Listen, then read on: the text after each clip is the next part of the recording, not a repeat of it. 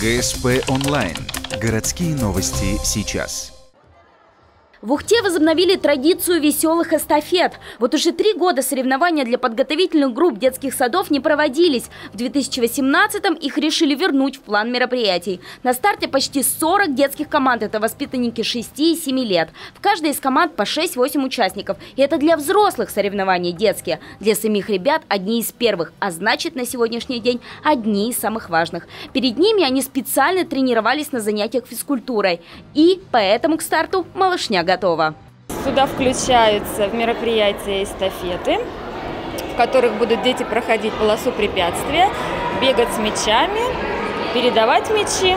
Смех, поддержка, радость от побед и здоровая конкуренция – все это присутствовало в двухдневных соревнованиях. Но самое главное, такие старты формируют у малышей правильное отношение к физической активности и здоровому образу жизни с самого юного возраста. Тем более, что в финале каждый из них получил приятный приз. А победителей, которыми стали команды из 11, 4, 66, 55 и 2 детских садов, еще и наградят дипломами, которые станут бонусом для портфолио завтрашних школьников.